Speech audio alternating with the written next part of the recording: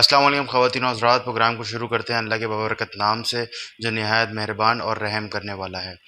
ख़वातीन और हज़रात, मैं हूं अली गौरी। उम्मीद है आप सब खैरियत से होंगे, ठीक ठाक होंगे। ख़वातीन और हज़रात, आज की जो वीडियो है और आज का जो मेरा टॉपिक है वो है क्रिमिनोलॉजी से रिलेटेड। तो आज की जो वीडियो का मकसद है वो है प्रिवेंशन ऑफ क्राइम्स, यानी जुर्म के अनासिर। तो वो मैं आपको बताऊंगा, उसकी मैं आपको 5 एग्जांपल्स दूंगा, ठीक है, कि जुर्म किस तरीके से कम होते हैं माशरे के अंदर, क्या तरीके होते हैं और जुर्म को काबू करने के लिए क्या तरीका आजमाया जाता है। तो इसके अंदर मैं आपको इसकी पहले एग्जांपल बताऊंगा, ठीक है, और इसकी 5 एग्जांपल बताऊंगा। एग्जांपल तो इसकी बहुत हैं, लेकिन मैं आपको 5 एग्जांपल्स बताऊंगा पूरी डिफाइन करके, ठीक है, ताकि आपके समझ में भी आए और क्या नाम है आप अपनी वर्डिंग में लिख भी सको। अगर मैं 10 की 10 आपको डेफिनेशन समझाऊंगा ना, आपको समझ नहीं आएगी। 10 से ज़्यादा डेफिनेशन है इसके अंदर। तो बेसिकली मैं आपको इसके अंदर 5 डेफिनेशंस के जो मकासद है ना वो समझा दूंगा, फिर आपके जहन में बैठ जाएगी कि जुर्म के अनासिर जो है वो किस तरीके से कम होते हैं। तो अल्लाह का नाम लेकर शुरू करते हैं। Prevention of crimes. पहले इसकी एग्जांपल है इंसानी हुकूक की बहाली, रिस्टोरेशन ऑफ ह्यूमन राइट्स। तो रिस्टोरेशन ऑफ ह्यूमन राइट्स के मीन्स हैं कि जैसे कि एक इंसान को उसके प्रॉपर हुकूक मिलने चाहिए, ठीक है, चाहे वो घर के अंदर हो, चाहे वो शहर के अंदर हो, चाहे वो मुल्क के अंदर हो, तो उसको एक प्रॉपर हुकूक मिलने चाहिए। तो इससे ये होता है कि इंसान को जब एक चीज़, जैसे कि घर के अंदर ये होता है कि मैंने अक्सर और बेशतर ये देखा है कि घर में ना एक बच्चे को ज़्यादा तरजीह दी जाती है, दूसरे बच्चे को कम तरजीह दी जाती है।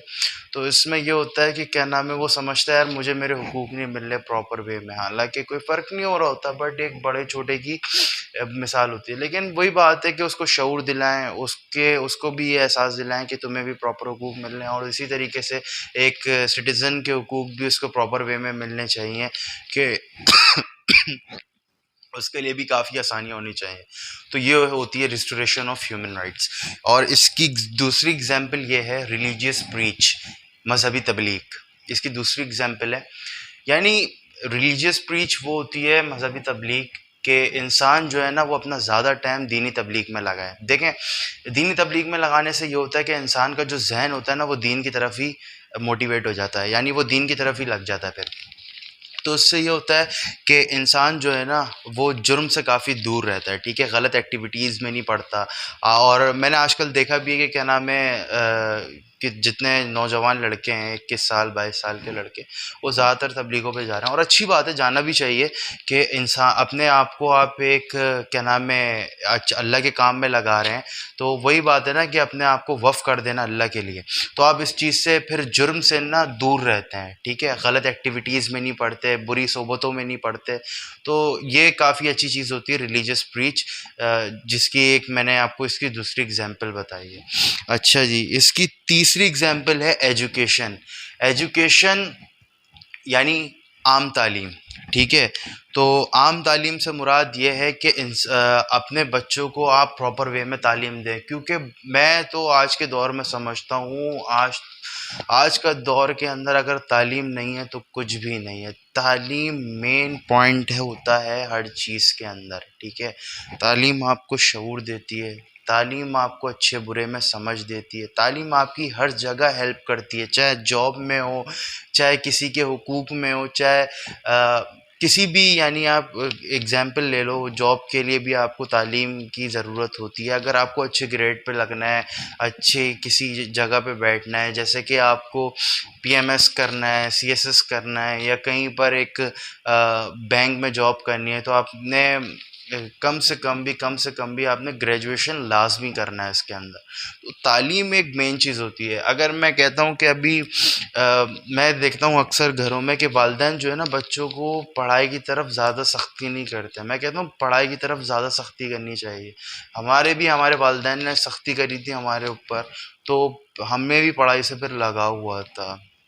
तो मैं कहता हूँ अपने बच्चों को ना आपको तालीम के बारे में ना मोटिवेशनल स्पीच देनी चाहिए, मोटिवेट करना चाहिए पढ़ाई की तरफ, ठीक है, कि बच्चे का जहन खुद मोटिवेट हो पढ़ाई की तरफ। अपने बच्चे को ना कभी भी पढ़ाई से डीमोटिवेट ना करेगा, उसको पढ़ाई की तरफ लगाएगा। मैंने अक्सर पेरेंट्स ऐसे भी देखें कि अपने बच्चे को वो पढ़ाई की तरफ नहीं, काम धंधे की तरफ लगा देते हैं, ठीक है, हालांकि उनके घर में सब चीज़ें मौजूद होती हैं। मेरी आंखों देखी जो मैं एग्जाम्पल बता रहा हूँ, औरों की मैं बात नहीं कर रहा। वो ज़्यादातर उनके घर में भी सब कुछ सही होता है, लेकिन वो बच्चे में तालीम की जगह उसको काम धंधे पे लगा देते हैं। जो बच्चा कहता है नहीं भाई मैं पढ़ूंगा लिखूंगा नहीं, मैं काम पे करूंगा, तो उस बच्चे में क्या समझ रहेगी, ठीक है। वो फिर इसी तरीके से क्रिमिनल एक्टिविटीज़ की तरफ बढ़ेगा और क्या नाम है जुर्म सरअंजाम करेगा। तो ज़्यादातर मैं यही वालिदैन से रिक्वेस्ट करूँगा कि आप अपने बच्चों के अंदर तालीम का शऊर दिलवाएं, ठीक है। तालीम जो है वो हर जगह काम आती है, चाहे एजुकेशन हो, चाहे अच्छे बुरे की समझ हो, चाहे किसी के हुकूक के बारे में हो, वो हर चीज़ आपको वेल मेंटेन्ड करके देती है तालीम। तो ये किसकी तीसरी एग्जाम्पल थी। अच्छा जी, इसके अंदर चौथी एग्जाम्पल है प्रॉपर ट्रीटमेंट विद क्रिमिनल्स, मुजरिमान से सलूक। तो इसकी ये चौथी एग्जाम्पल ये है कि जेल के अंदर मुजरिमान से जो है ना वो प्रॉपर सलूक होना चाहिए, यानी प्रॉपर ट्रीटमेंट ऑफ क्रिमिनल्स। तो ये होता है इसका मकसद कि मुजरिमान को आप क्लासें दें, ठीक है, उनको भी क्या नाम है उनके जो मस्जिद होती है उसके अंदर तबलीग दिलवाएं और उनको आर्ट की तरफ लगाएं। और मैंने अक्सर देखा है जेल के अंदर कि अब माशाल्लाह से क्या नाम है जितने भी मुजरिमान होते हैं उनको हर चीज़ प्रोवाइड कर दी गई है। अगर कोई पढ़ना चाह रहा है तो उसको पढ़ाई की तरफ वो पढ़ लेता है जेल में, और कोई हुनर सीखना चाह रहा है तो वो सीख लेता है, कोई आर्टिस्ट बनना चाह रहा है वो आर्टिस्ट बनता है, जैसे कि पेंटिंग कोई बना रहा है, कोई कुछ कर रहा है। तो काफ़ी अच्छी चीज़ है ये कि वो भी कैदी भी मोटिवेट होते हैं। और मैंने अक्सर देखा है कि जेलों के अंदर वो कहते हैं कि औरों को तबलीग कर रहे होते हैं कि आप इस चीज़ से जुर्म से दूर रहें, क्योंकि उनके ऊपर सब चीज़ें गुजरी भी होती हैं। तो प्रॉपर ट्रीटमेंट भी बहुत ज़रूरत होती है इस चीज़ की। ये समझाने का मकसद ये है कि मुझसे एक लड़के ने बोला था कि यार ये प्रिवेंशन ऑफ क्राइम्स होते क्या हैं, जुर्म के अनासिर। इसने पढ़े थे, ठीक है, ये मेरे पास दूसरी बुक है, मैं इसका लिंक भी जो है ना डिस्क्रिप्शन में दे दूंगा कि बुक कौन सी है मेरे पास। तो आप काइंडली वो बुक देख लेना, उसके अंदर से आपको मिल जाएगा, ठीक है। इसके अंदर तमाम वर्डिंग में इंग्लिश में भी है और उर्दू में भी है, दोनों चीज़ों में आपको समझ आ जाएगा। और लास्ट है इसकी heading increase in police strength, police की नफरी में इजाफा। अच्छा जी, पुलिस की नफरी में इजाफा की वजह से भी जुर्म के ऊपर काफ़ी असर पड़ता है।